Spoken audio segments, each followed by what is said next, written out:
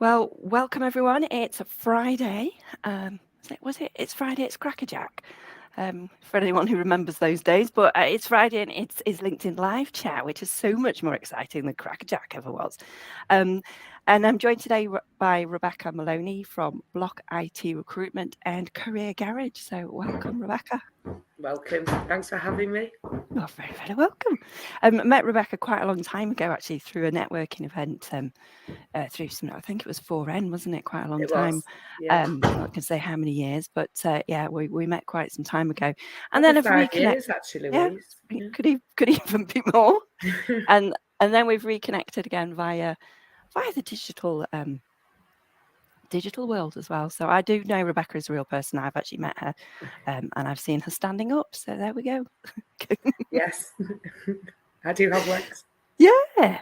So, if anybody's listening live, just drop us a quick message in the comments. Just let us know you're listening. Let us know if you've got any questions.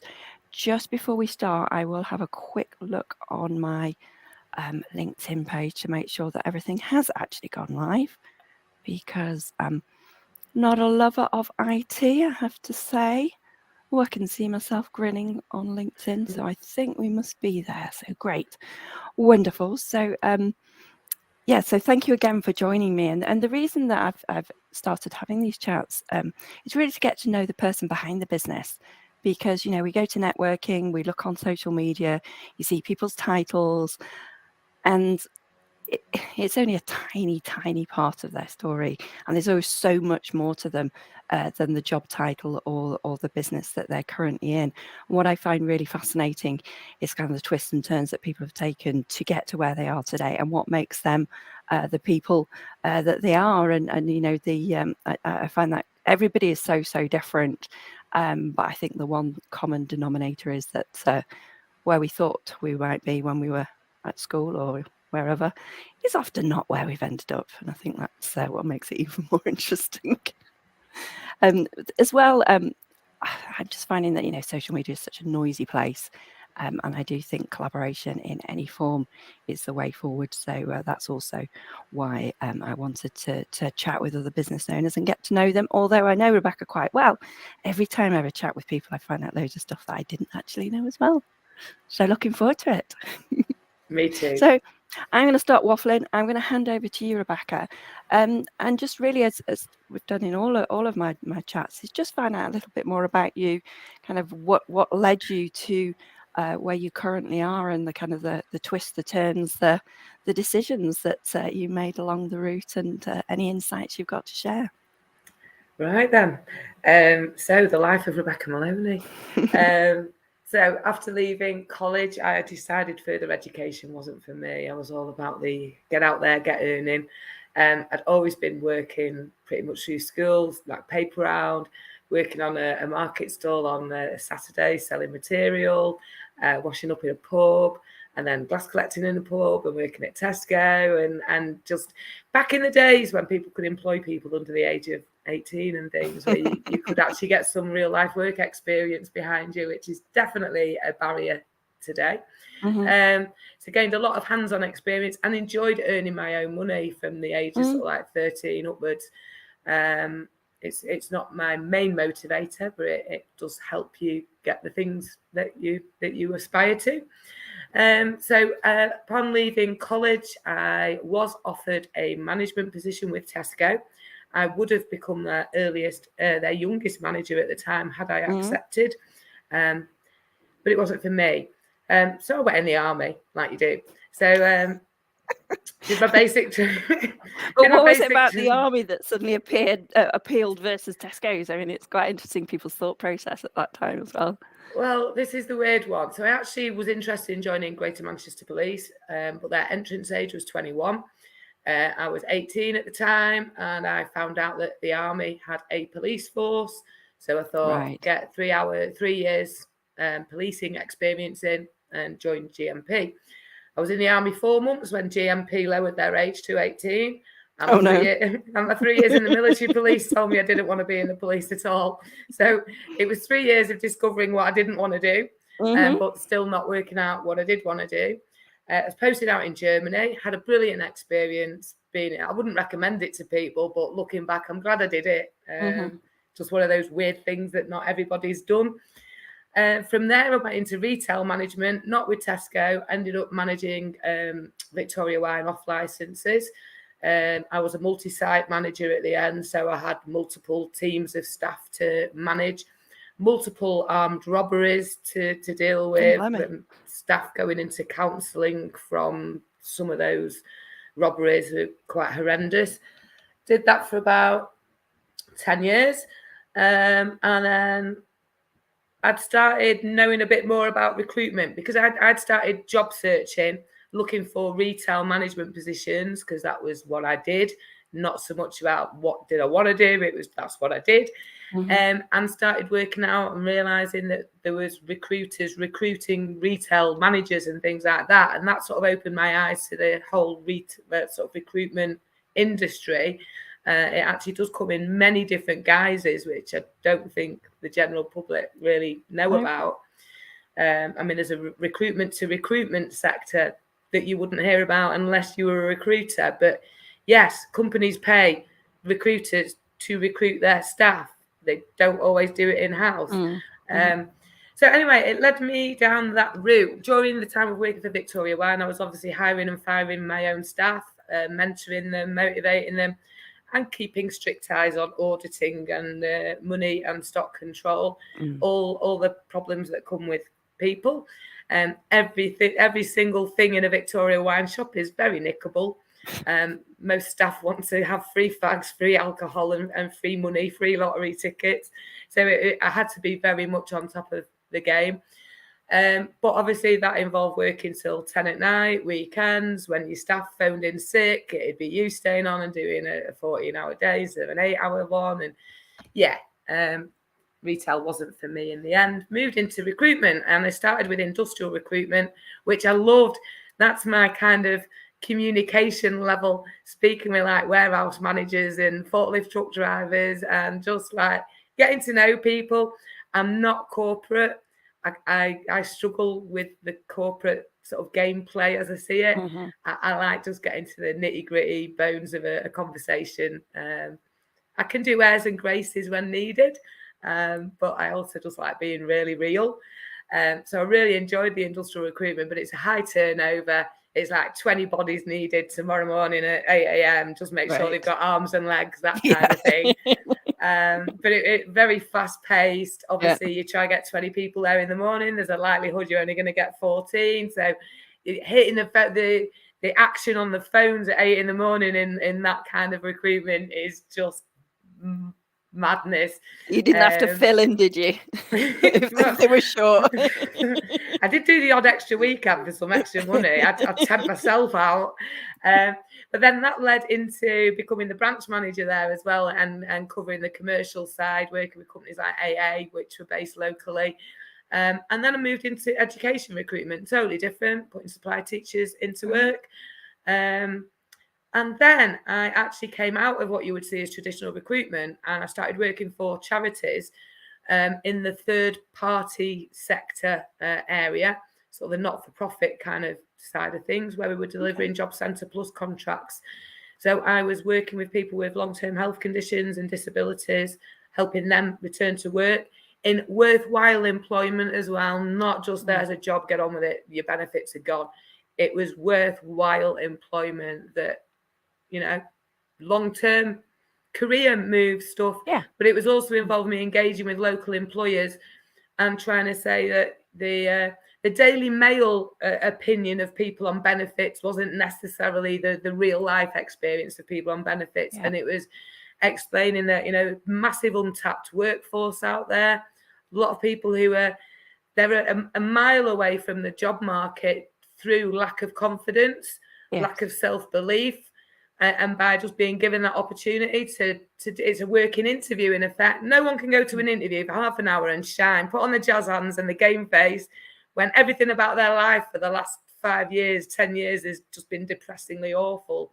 But what they can do is go in there and show people that they can get on with things and do the job.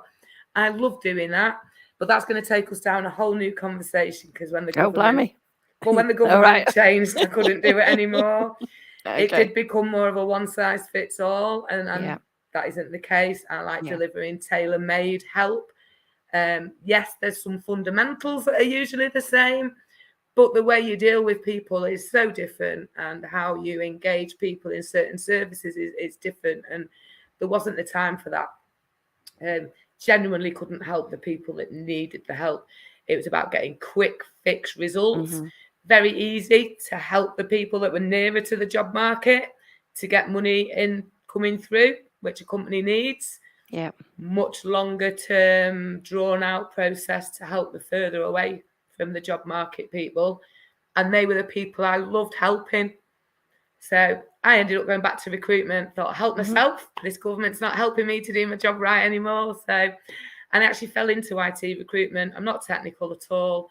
The pain I was going to ask you about that, you know, whether it was a secret sort of, you know, skill that you had, or no. My secret skill is the ability to read the CV and ask people questions. Yeah.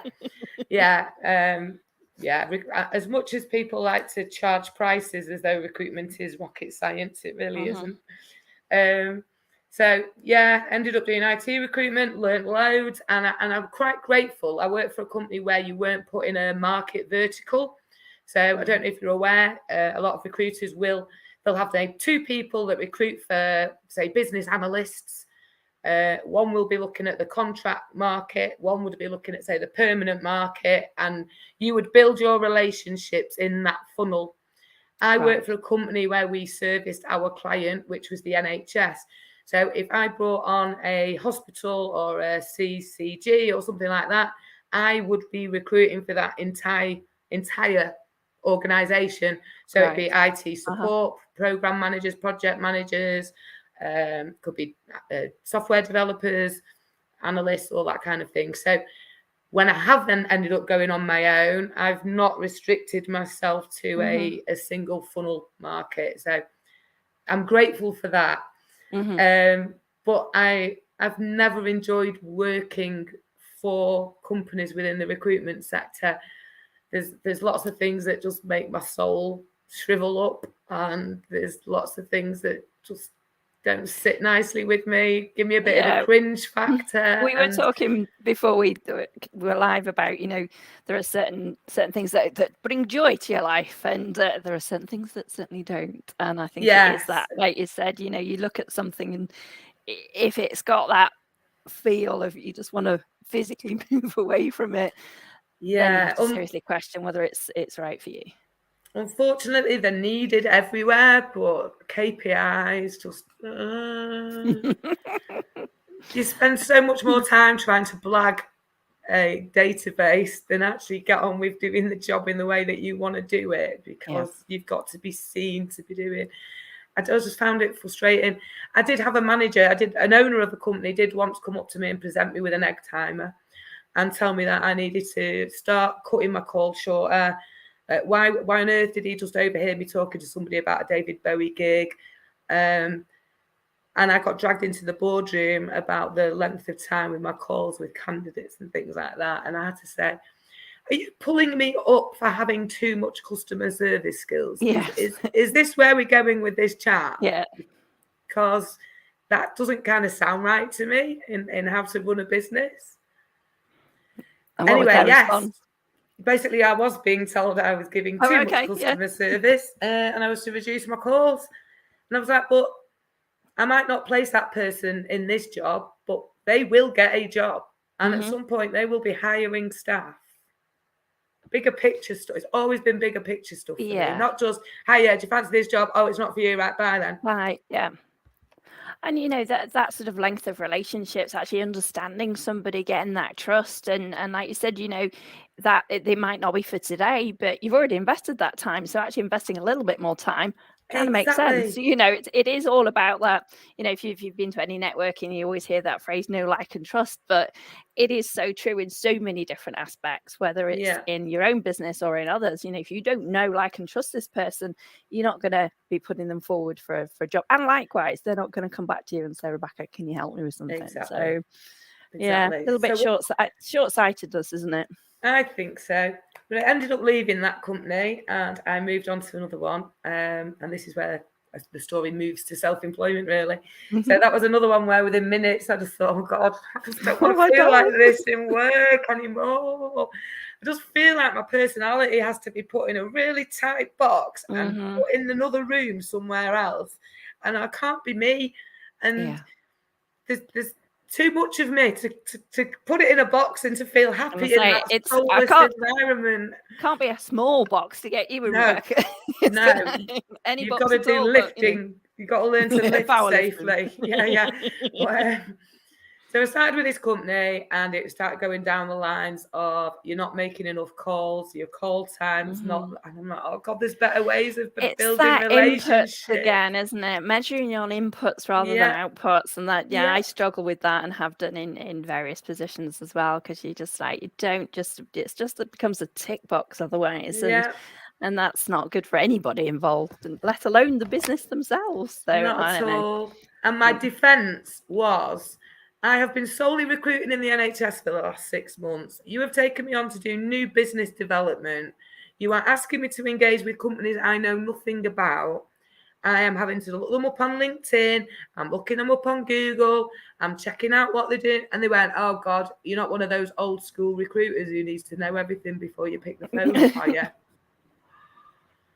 I was like, I'm one of them. Well, like doing the job. If I did actually get to speak to the person that I needed to speak to, it'd be kind of good if I knew what I was talking about. Yeah. So that lasted 7 whole weeks, where there was a chat that went along the lines of, you need to do this, you need to do that, you need to do the other. I said, yeah, I know I do, but I don't want to do it for you. Don't want to be here. And I'm gutted that you're only on the first floor of this office block, because I'll end up at home with a broken leg and still have to come back. So we parted ways at 3:30 that afternoon. I was 46 years of age. I was sitting in my car at 3:30 on a Friday going, oh my God, what on earth have you just done? Feeling like I didn't want to go for any more recruitment jobs ever, because I just didn't want to feel like that in work. Knowing that I couldn't work for this government in the welfare to work sector, plus the money's not great, and you get to a certain point and it goes nowhere. And had a weekend really of my head exploding in pure fear. But the fear was about employment. The fear was about who was I going to end up working for next. The fear was about who was going to trick me. Who was going to trick me into my next job. That was my fear. By the Tuesday morning, I'd registered BlockIT Recruitment Ltd at Company House. I applied for a business bank account and I Googled the phrase business networking and off I went. And it was terrifying. I had people that I'd spoken to who'd said, why don't you go self-employed? As they're like, why not? It seemed like some massive daunting process to somebody that had never ever thought about being self-employed. It's been the best journey. I hate that phrase when you see it on awful reality TV shows. I catch myself saying it at the moment. And reach out. I recommend it. I recommend it to so many people. I recommend self-employment all the time to people when I'm coaching them now.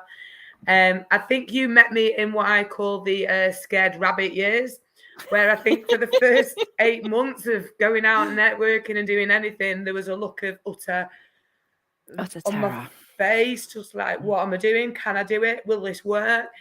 At this rate, I'm going to have to apply for a job, and I've lost all my savings because I've spent it trying to fund this. And fear. But the fear of returning to employment was greater. I was just going to say, it is understanding where that feeling's coming from. And you know, when you were talking about when you just left that job and you had the fear over the weekend, you know, a lot of people might think, oh, well, you know, that's because of where's the money going to come from, or, you know, but it's not always that, you know, it's not always the most obvious thing. And understanding what that driver is for you is what's driven you obviously to do what you're doing now and doing it so well, because you do not want to go down that route again. You know, you've been there, done that, and it's not right for you. So my business plan is literally what we want. It just says, don't ever have a boss. If a bank ever needed to see it, I'm not sure it would get me much funding or help with anything like that. But that is literally, Yeah. And I'm just so determined to never have to be in that 9 to 5 existence again. Yes. Just feel. My description used to. I used to feel like my personality was put in prison. I literally felt like I was kind of being punished in some way, being in that environment. It's never been good for me. It's never suited me or my personality. And employers have always seen me as being negative and defensive, and I was never that. I was always passionate about doing the right thing. And so, a manager might say, right, we're going to be doing such and such from Monday onwards. And I'll be like, right, okay. But I've got a brain that kind of goes, but if we do it that way, in 3 months' time, there'll be a bit of a problem. There'll be a knock-on from that. So if we do it that way, and it's like, why have you always got to be negative? Why have you? And I'm like, and I could never communicate how. I never thought I was being negative. I wasn't. It's a classic example of people, different personalities, different people communicate differently. They think through problems differently. They plan. Everything about you is unique. And when you can't see that actually the potential tension between two people is not because they're being negative, not because they're being awkward, it's just because that communication isn't working properly. Then, if we could just communicate more effectively, then, wouldn't it be a better place? But anyway, you started BlockIT. We did used to meet up at various, I ate an awful lot of breakfasts when I was started out doing networking. Yeah, we weren't very vegan friendly, were we? No, Yorkshire puddings for breakfast. Although I was a bit of a fan of Yorkshire puddings for breakfast. But anyway, that's a different story. We always used to have hashtags Yorkshires for breakfast. But anyway, what a fun time it was. But it's, when you launch into that whole networking, I'd never heard of networking because, I come from a corporate background. Networking was I had no clue that this different world existed where small businesses all got together. And that's exactly me. It was just what? I left my first networking meeting gutted. Absolutely gutted. I felt like I'd been shortchanged. I felt like society had been lying to me. And I just discovered there was another way of going about doing business and work. And it totally fitted everything about me. And I'm like, why am I only finding out about this at the age of 46? Absolutely I'm gutted. I could really swear at this point because people don't let. It's not known about the difference it can bring to your life, your business, your network of contacts, everything. And even as an employee, if an employer had said to me, you need to go and do business networking at 6:30 in the morning or whatever time, I'd have been like, shove it. Not happening. I'm not doing it. The minute I stepped in that room and it was for me, and this light bulb moment of like, oh my God, what have I been missing? Yeah.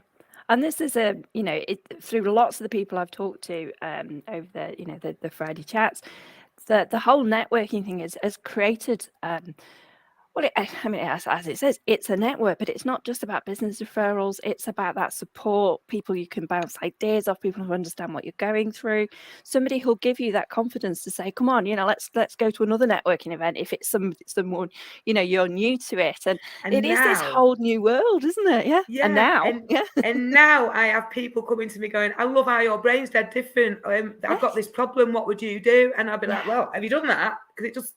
And you value the difference. Totally. When someone was paying me to work for them, it was really negative. And now I'm just talking to peers and other business owners who absolutely relish this weird brain that it was seen to be within employment and actually seek it out. Whereas there was always like, oh, shut the door, Rebecca's around the area. Oh God, here she comes. Yeah. And I'm like, what has changed in that mindset other than I'm now mixing with the right people with the same mindset?